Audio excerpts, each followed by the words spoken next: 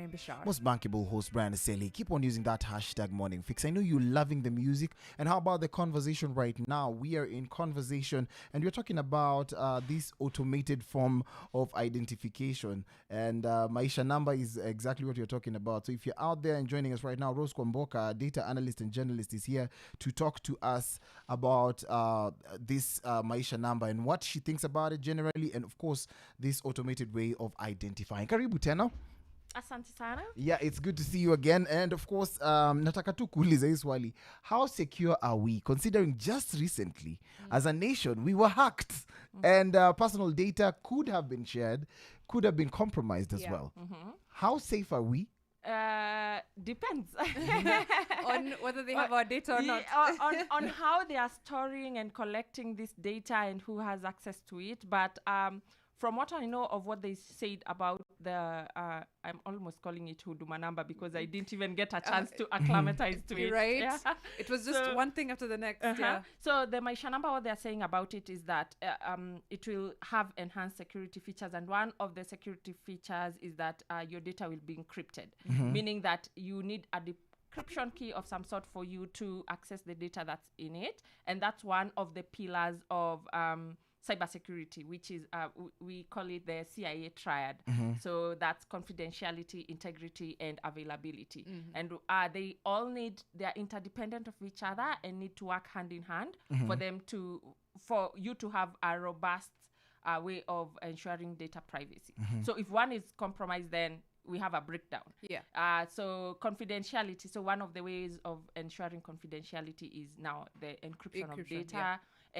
And authentication. So authentication, do you call it authentication or authentication? Authentication. You got it right. So one of the ways you ensure authentication is like how you sign into Gmail and they ask you for your password and then two-factor authentication. Yeah, Gmail is very aggressive. They'll be like, someone logged in. Is it you? Is it you? Is it you? It's like a gun to your head. Can we make sure it's you on the phone? Can we make sure it's you by calling you?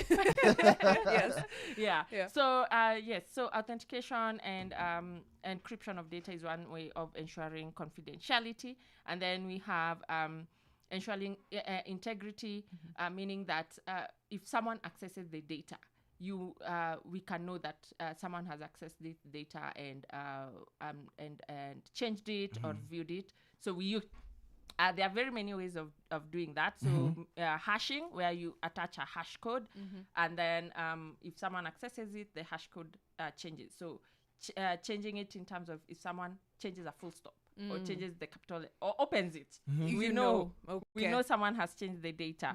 And then availability, we make sure we have backups upon backups of data.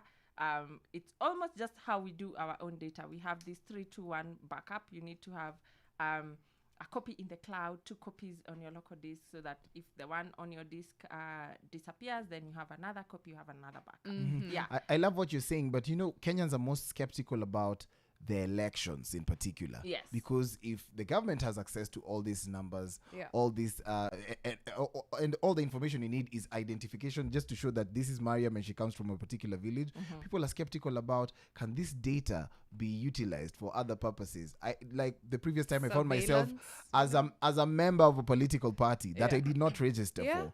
So can our personal data be used for other purposes other than its sole purpose of identifying yourself? Yes, definitely it can. And this is now where laws and policies come into play, that we need to put in place laws that prevent such things from happening.